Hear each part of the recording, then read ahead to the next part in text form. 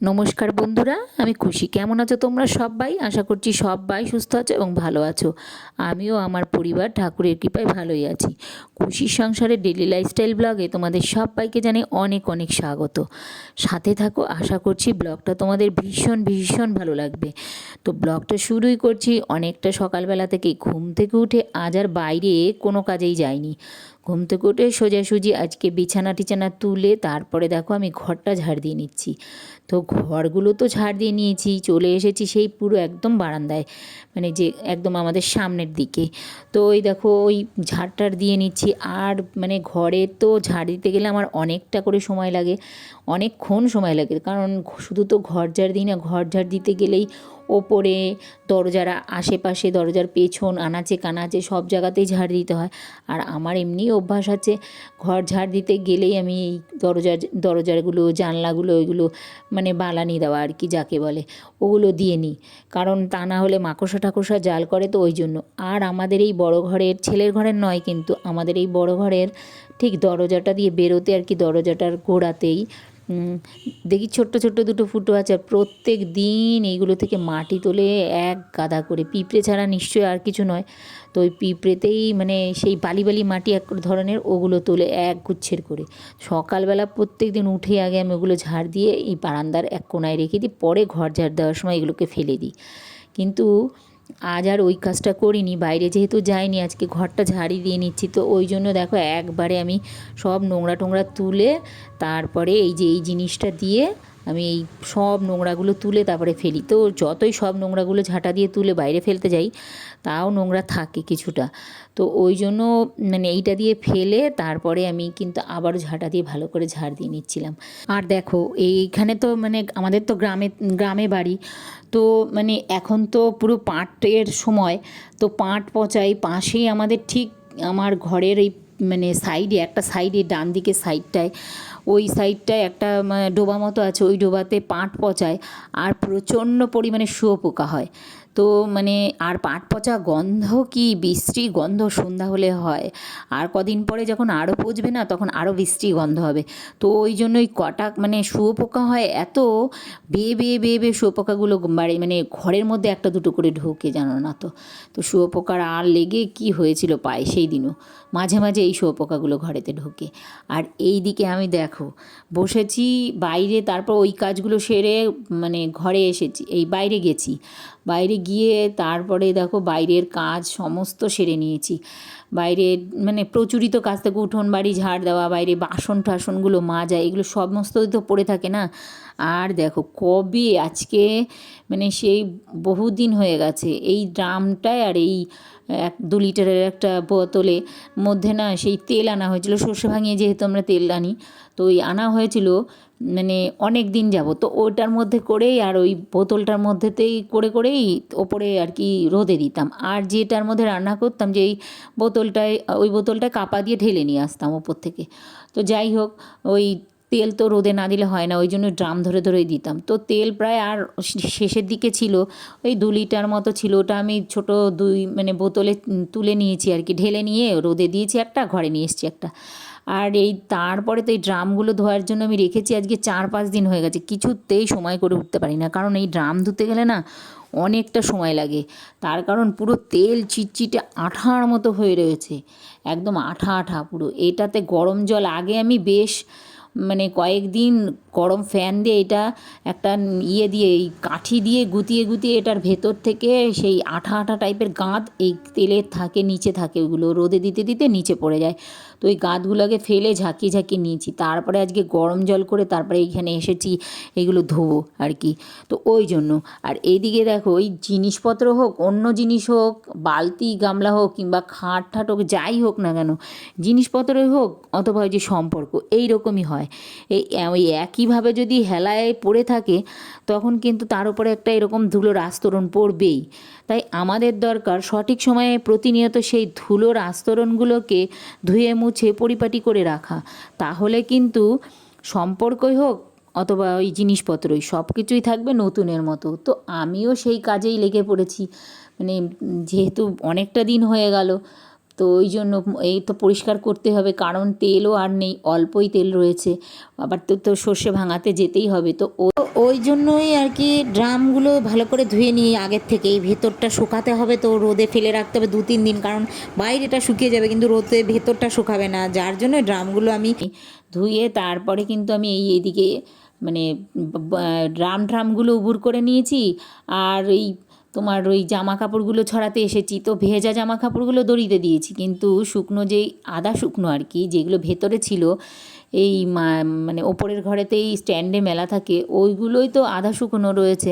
তো ওইগুলো যেই ছাদ শুকিয়েছে, তো ছাদে আমি মেলে মানে নিচে পেতে পেতে দিয়েছি, কেননা নিচে পেতে দিলে খুব তাড়াতাড়ি শুকিয়ে যায়, তো ওই জন্য পেতে নিচে। আর এই দিকে দেখো শাশুড়ি মার শাড়িটাও কিন্তু আমি এইখানে দিয়ে রেখেছি, তো বললো এখানে দিতে, তো এই জন্য এখানেই দিয়ে রেখেছি। আর এই দিকে দেখো ওই সব কিছু রোদে দেবো বলে মানে ঘুগনির মটরগুলোর মধ্যে না সে পোকা হয়ে গেছে কটা, অথচ এর মধ্যে চাল আছে, তারপরে কাবলি ছোলা আছে, ওগুলোতে কিছু হয়নি এই ড্রামটার মধ্যে, কিন্তু ঘুগনির মটরগুলোর মধ্যে কেমন পোকা হয়ে গেছে আজকে। মানে ঘুগনির মটরগুলো আরও একদিন আমি রোদে দিয়েছিলাম কিন্তু তাও যায়নি, এখনও কেমন হয়েছে। যখনই একটু বেশি বেশি আনি না, কিন্তু 500 মতো করে আনি, তো 1 কেজি মতো 500 মতো এরকম করেই আনি, তবুও ওর মধ্যে এই পোকা হয়ে যায় কদিন বাদে বাদে। তো ওই জন্য আমি সব কিছু আজকে রোদে দিয়ে নিলাম, চাল টালগুলো রোদে, এই চালটা পুরনো চাল, অনেক দিন আগেকারের চাল, তো ওই জন্য আমি রোদেও দিয়ে নিলাম একটুখানি।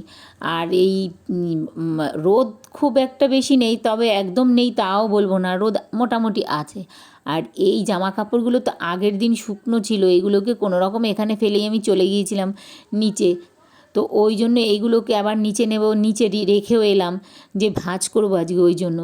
তো আর এইদিকে হচ্ছে তোমার ওই ওপরের এই বিছানাটা তো অনেক দিন যাবৎ ঝাড় দেওয়া হয় না, তো ওই জন্য অনেক দিন মানে ঝাড় টাড় দিয়ে এসে তারপরে উপরের বিছানা টিছানা পুরো দমে পরিষ্কার করে তারপরে আবার ঘরে এসেছি। প্রথমে একবার জামা কাপড় ছেড়েছি, আবার মানে নাইটিটা বদলেছি, আবার এখন আমাকে বদলাতে হয়েছে, এত গরম লাগছে। আর এই দিকে দেখো আমি ভাত তো বসিয়েছি অল্প করেই, প্রথমে অল্প করে না বেশি করেই বসিয়েছি, কিন্তু এটাতে বসিয়েছি যে পরে আমি এটা থেকে ট্রান্সফার করব ওই হাঁড়িতে, কিছুটা সময় ফুটুক এটার মধ্যে, তারপরে ওইটা থেকে আমি হাঁড়িতে ট্রান্সফার করে দেবো।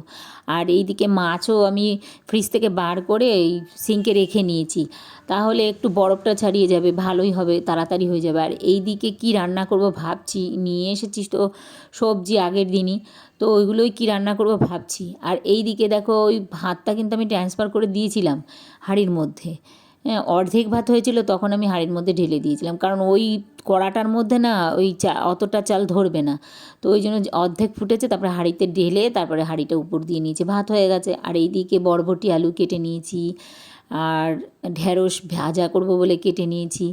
আর এইদিকে তো মাছ তো কাটাই ছিল, আমি মাছ কাটিয়েই নিয়ে এসেছিলাম, লোটে মাছ, তো ওই জন্য আর মাছটা আমাকে কাটাতে হয়নি, আগের দিনে আমি ধুয়ে টুয়ে ভালো করে নুন হলুদ মাখিয়ে রেখে দিয়েছিলাম, আজকে শুধু আবারও ভালো করে ধুয়ে তারপরে রান্না করে নেব আর কি।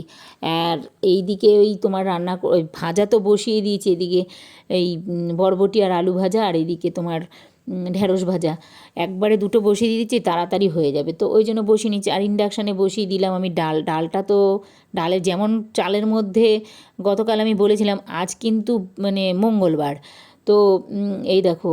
আর তোমাদের আগের দিন ব্লগে আমি বলেছিলাম যে আমাদের যে চালটা প্রচণ্ড পরিমাণে ধুতে হয়, ঠিক এই ডালেরও ওই একই অবস্থা, পাউডারে ভরা থাকে, ডালও ধুয়ে ধুয়ে তারপরে দিতে হয়।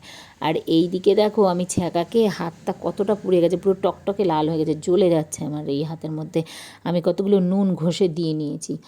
আর তো ভাজা তো বসিয়েছি, এই বরবটি ভাজাটা হতে একটু সময় নেয়, আর কিন্তু ঢ্যাঁড়স ভাজাটা তাড়াতাড়ি হয়ে যায়, তবে ওই ছেলে ঢ্যাঁড়স ভাজাটা খাবে, তো ওই জন্য ও খাবে একটু পোড়া পোড়া, ওই এরকম খাবে না। আর এই প্রতিনিয়তই তো আমি ডালের এই ফেনাগুলো ফেলে দিই, তাহলে তো ডালটা খেতে আর কি মানে স্বাদ লাগে।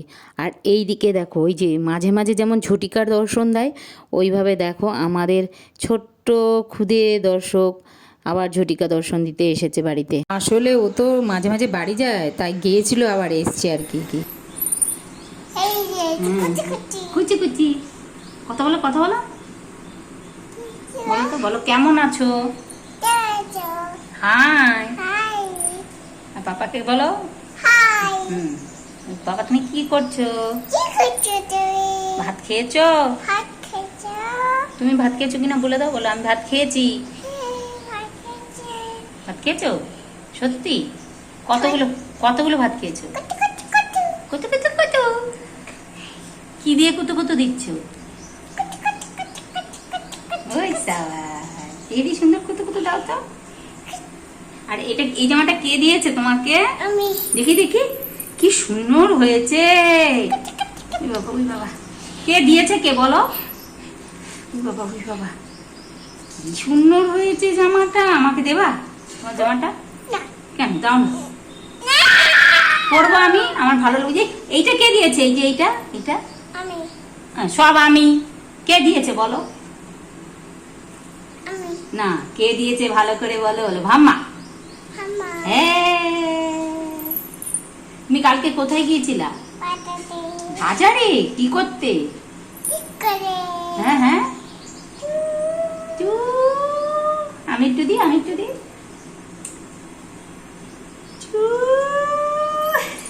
আমি বলেছি না নিয়ে যাব না, ওই জন্য ও একা একাই চলে যাচ্ছে আর কি। আর এই দিকে দেখো আমি রান্নাও সেরে নিয়েছি, যে লোটে মাছ রান্না করেছি, ডাল রান্না করেছি।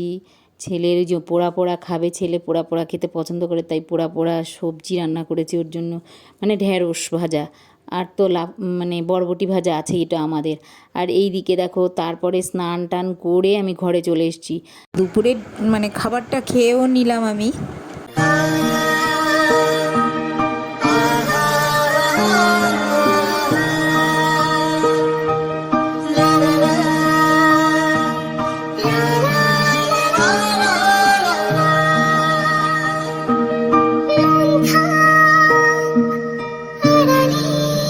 আর এই দিকে দেখো অনেক দিন পরে আমি কিন্তু আজকে ওই যে ছেলের ঘরে মানে এসেছি তোমাদেরকে দেখাতে আর কি। এইগুলো সব আজকে পরিষ্কার করেছি, ওর ঘরটরগুলো গুছিয়ে দিয়েছি। এখন কিন্তু সন্ধ্যাবেলা, ও কিন্তু প্রত্যেক দিনই সন্ধ্যাবেলাতেই স্নানটা করে। ও স্নান করতে গেছে আর আমি এদিকে সব গুছিয়ে গাছিয়ে দিয়েছি, পরিষ্কার করে নিয়েছি। কারণ ও থাকলে তো ও তো ক্যামেরার সামনে একদম আসতেই চায় না। মানে একজন আছে না, তো ও একদম ক্যামেরার সামনে আসতে চায় না। তো দেখো ওর ঘরে ঠাকুরগুলো দেখেছো পরিষ্কার করে দিয়েছে আজকে একদম সুন্দর করে। আর এই ছবিটা ওর অনেক ছোটোবেলার, তখন বোধহয় নার্সারি কি প্রিপারেটারিতে পড়তো এরকম সময়ের। তো ওইটাও যত্ন করে ওই ওর টেবিলেতেই, পড়ার টেবিলেতেই রয়েছে আর কি। আর এই দিকে আমি ওই ঘুরে ঘুরে মানে দেখছি, এই ড্রেসিং টেবিলটাও কিন্তু আমার বিয়ের, ওর ঘরেতেই থাকে, ওর লাগে বেশি আমার থেকেও। আর এই রাধাকৃষ্ণর ছবিটা দেখো দেখতে কত সুন্দর লাগছে না। ওর মেজমাসি সেই গিয়েছিল শান্তিনিকেতন, ওখান থেকে এনে দিয়েছিল। এটা মনে হয় হ্যাঁ ওখান থেকেই এনে দিয়েছিল। আর এই দেখো একটা সরস্বতী ঠাকুর, মানে সরস্বতী মা। আর এই দেখো ওপরে একটা কত বড় সরস্বতী মা। ওর ঘরেতে মানে সরস্বতী মা 3-4টে। তো এই টেবিলে একটা, ওই ওখানে এখানে রাখে বই, কোথায় খাতা, কোথায় জলের বোতল। আর এই পৃথিবীর ম্যাপটা অনেক দিন যাবৎ এখানে রয়েছে, দেখো কত সুন্দর রয়েছে। ও এইটাকে মুছে টুছে রাখে মাঝে মাঝে চেয়ার দিয়ে উঠে। তো ওই মানে তখন ও ক্লাস 5-6-এ পড়েই তখনকারের ম্যাপটা। আর এই দিকে আমি দেখো কতগুলো জামা কাপড় গুছিয়ে রেখেছি আলমারিতে তুলবো বলে, সে আলমারিও খোলা হচ্ছে না আর তোলাও হচ্ছে না। মানে ও এইখানে রেখে এগুলো তোলার সব আর কি, নাইটিগুলোও তোলার। আর মায়ের ছবিটা ওর ঘরে রয়েছে, ও মায়ের ছবিটা ওর ঘরেই রাখে আর কি। আর দেখো বললাম তো এখন রাত, ওই ছেলে এখন ওই স্নানে গেছে, এসে খাবে আর কি। তো রাত বলতে অনেকটাই রাত হয়েছে, এখন 8-8:30 বাজে। ও স্নান করতে তো আধা ঘন্টা নেবেই। আর এইদিকে দেখো ডিম তো আর নেই তেমন একটা, আবারও আনতে হবে। তো ওর জন্য একটা ডিম অমলেট করবো বলে রেখে, আর দেখো আমি 3টে ডিমকে ফ্রিজে রেখে দিচ্ছি। ওই ডিমের যে ট্রেটা হয়, ওই ট্রে আর এখন আর দরকার নেই, তো ওই জন্য ট্রেটা ফেলে দিলাম আর কি, মানে ভেঙে ফেলে দিলাম, বাইরে ফেলে দেবো আর কি। আর ওই এমনি ওই ডোরের মধ্যেই রেখে দিলাম, রেখে দিয়ে আর দেখো লেবুগুলো শুকিয়ে কাট হয়ে গেছে ফ্রিজের মধ্যে। কারণ এই ফ্রিজের মধ্যে না আমি লেবু কেটে কেটে কেটে কেটে রেখে দিই, তাহলে না ফ্রিজে গন্ধ হয় না নাকি। তাই জন্যই আমি ফ্রিজে ভালো করে লেবু কেটে কেটে রেখে দিই। আর ওইগুলো যখন শুকিয়ে যায় কাট হয়ে যায় কিছুদিন বাদে বাদেই, তো তখন ওইগুলোকে ফেলে দিই। আর এই দিকে দেখো ওই মানে এই ঘরের লাইটটা, বড় ঘরের লাইটটা তো বন্ধই ছিল, লাইটটা জ্বালিয়ে নিয়েছি। দেখো কবে কখন এনেছে, সেই সকালবেলাতে আমি ওপর থেকে জামা কাপড়গুলো নিয়েছে, এখনও ভাঁজ করতে পারিনি, জানি না কখন ভাঁজ করব। আর চলে এসেছি তো রান্নাঘরে অমলেট বানাবো বলে। ওই ডিমগুলো তো রেখেই এসেছি, আর একটা ডিম নিয়ে এসেছি, আর একটু নুন আর পেঁয়াজ দিয়েছি শুধু এই অমলেটের মধ্যে। কাঁচা লঙ্কা তো ও খায়ই না, অল্প একটু তেল দিয়েই একদম ওর অমলেটটা করে নিয়েছি। আর অমলেটটাকে মানে সব কিছু একসঙ্গে দিয়ে ফাটিয়েছি খুব ভালো করে। ও আবার লঙ্কা খায় না তো একদম। লঙ্কা ছাড়া অমলেট দেখতে কেমন হয়েছে তোমরা কমেন্ট বক্সে কিন্তু অবশ্যই জানাবে। আর দেখো উল্টাতে গিয়ে তো মানে প্রথমে উল্টাতেই পারছিলাম না, তারপরে যা হোক করে উল্টেছি। আর এই দিকে দেখো আমি ওর রাতে ডিনার করবে, ওই জন্যই ওর ভাতটাও বেড়ে নিচ্ছি। কারণ ও স্নান করে এলেই ভাত টাত খেয়ে একবারে চলে যায়। সে ও তখন পড়ুক কিংবা ঘুমায়, যেটাই করে না কেন। তো ওই দেখো ও খাবে বললাম না, ওই যে ঢ্যাঁড়স ভাজা, ডিমের অমলেট, এগুলো দিয়েই ও খাচ্ছে। আর দেখো এখন তো অনেকটা রাত হয়ে গেছে, আমার ডিনারও আমি তাড়াতাড়ি করে কমপ্লিট করে নিয়েছি। আর এই দিকে ছেলের বাবাও এসেছিলো, ওই ছেলের সঙ্গে বসে একবারে খেয়ে নিয়েছিল। আর এই দিকে এনেছে ছেলের বাবা ওই যে আসার সময় চানাচুর নিয়ে এসেছে একটা, কি খাই চানাচুর, তো ওইটাই আমি প্যাকেটটা খুলে আর কি রাখছিলাম। রাতও বেশ অনেকটাই হয়ে গেছে, তো এইগুলো এই চানাচুরটা না, এই কৌটোটা চানাচুরের কৌটো, এই ঝাঁকিয়ে রাখতে হয়, সবটা ধরে না, কিছুটা ধরে আবার ঝাঁকাই, তারপরে আবার রাখি। তো এইভাবে করেই তারপরে সবটা ধরে যায়, পুরো ভর্তি হয়ে যায়। তো যাই হোক, দেখো ব্লগটা কিন্তু আর বেশি দূর বাড়িয়ে নিয়ে গেলাম না, ভিডিওটা এখানেই শেষ করব। কাল আবার নতুন একটা ভিডিওর সঙ্গে তোমাদের সামনে হাজির হয়ে যাব। তো সবাই সুস্থ থেকো, ভালো থেকো, অলওয়েজ কিন্তু হ্যাপি থেকো। গুড নাইট বন্ধুরা।